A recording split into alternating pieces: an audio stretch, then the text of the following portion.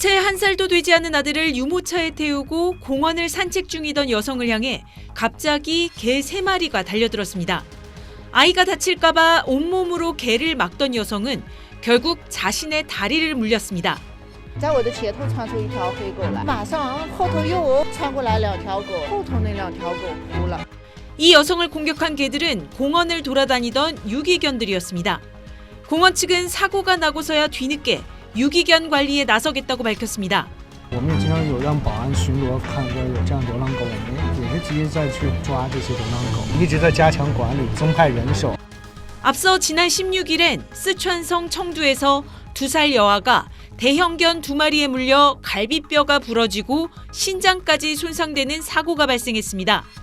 당시 여아를 공격한 개들은 견주가 있었음에도 불구하고 목줄 없이 거리를 돌아다녔던 것으로 알려지면서 거센 비난이 일었습니다.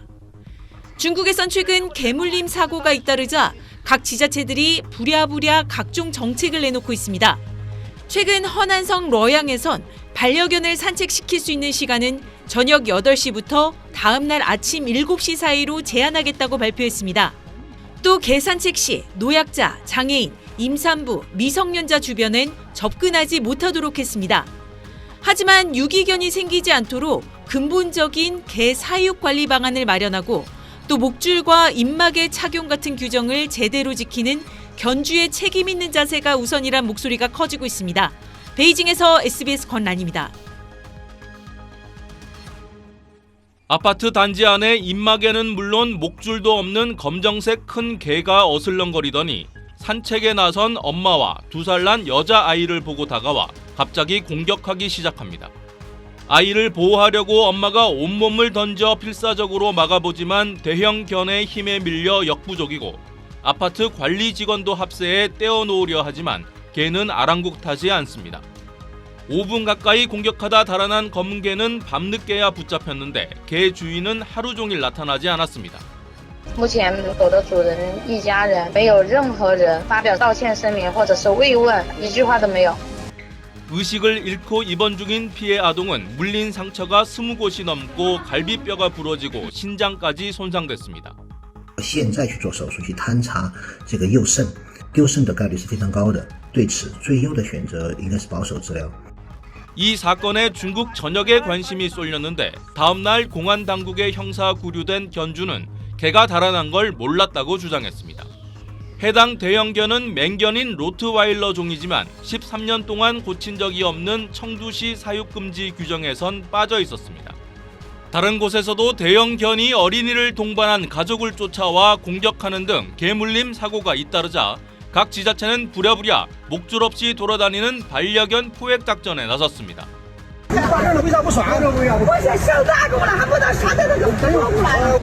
지역마다 대형견 관리와 사육 금지 규정이 제각각인 건 문제라는 지적이 나오고 규정이 있어도 목줄과 입막의 착용을 잘 안 지키는 관행을 이젠 바꿔야 한다는 목소리가 커지고 있습니다. 베이징에서 SBS 정영태입니다. 가족처럼 반려견을 기르는 인구가 1,500만 명을 넘었습니다. 그러면서 동시에 개에 물리는 사고도 끊이지 않고 있죠. 개물림 사고는 지난 2018년부터 매년 2,000건, 하루에 6명꼴로 발생하고 있다는 통계가 나오기도 했는데요. 특히 힘이 약한 어린아이나 노인들이 크게 다치는 경우가 많았습니다. 지난 2021년 경남 사천의 한 딸기 하우스 앞입니다. 커다란 개 한 마리가 60대 여성 앞에 나타나 달려들더니 팔을 물고 사정없이 흔들기 시작합니다. 이 사고로 60대 여성은 팔뼈가 부러졌고 피부 이식 수술까지 받아야 할 정도로 크게 다쳤습니다. 힘을 많이 못 쓰니까 뭐 하고 싶은 일이 없어가지고 그게 너무 심하게 와가지고 매일 그냥 눈물밖에 안 나. 모든 게 슬퍼가지고. 같은 해에는 한 애견 카페에서 일하던 아르바이트생 2명이 카페 주인이 키우던 개에 물려 중상을 입었습니다. 한 명은 60바늘을 꿰맬 정도로 온몸 곳곳에 피부와 근육이 파열됐고 다른 한 명은 팔과 다리에 살과 근육이 파열되면서 피부 이식 등 수술만 6차례 받았고 종아리 일부는 괴사했습니다. 너의 부주의로 일어납니다. 그래, 우리 걔가 뭔가 미안한데 너의 잘못도 있다. 남양주에선 야산에서 나무를 뜯던 한 50대 여성이 근처 개 농장에서 탈출한 개에 물려 사망하는 사건이 발생하기도 했습니다. 이런 개물림 사고 피해가 끊임없이 발생하자 개 주인에게 강한 법적 처벌을 지게 해야 한다는 목소리가 커졌고 보상 책임이 강화되기도 했습니다. 정부가 맹견을 소유한 주인을 대상으로 책임보험에 가입하도록 해서 맹견 사고로 사람이나 동물을 다치거나 죽게 한 경우 피해를 보상하게 한 겁니다.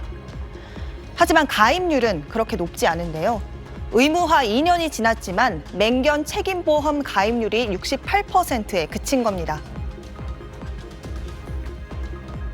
올해 4월 기준으로 전국에 등록된 맹견은 모두 2,800여 마리입니다. 하지만 이 중에 1,900마리만 보험에 가입된 상태입니다. 핏불테리어, 로트와일러 등 맹견을 키우면서 책임보험에 가입하지 않았다면 300만 원 이하의 과태료를 물어야 하는데도 여전히 가입률이 70%를 밑돌고 있는 겁니다. 여기에다 아예 등록조차 되지 않은 맹견까지 포함하면 실제 맹견 책임보험 가입률은 더 저조할 것이란 분석도 나옵니다.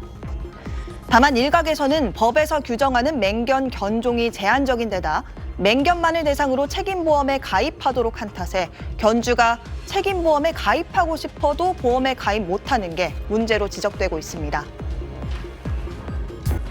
한 소년이 집 앞 거리에 나와 공놀이를 하고 있습니다.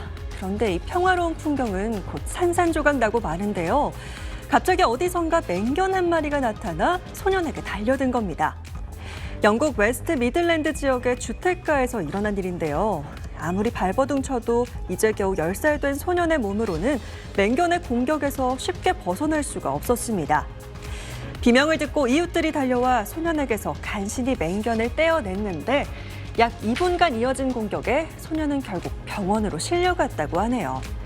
알고 보니 이 맹견 이미 3차례나 개물림 사고를 저지른 전적이 있었다는데요. 결국 이 맹견을 기르는 60대 견주가 경찰에 체포됐습니다. 영국에서는 무책임한 견주에게 최고 징역 14년형까지 선고할 수 있는 법 규정이 마련돼 있다고 하네요.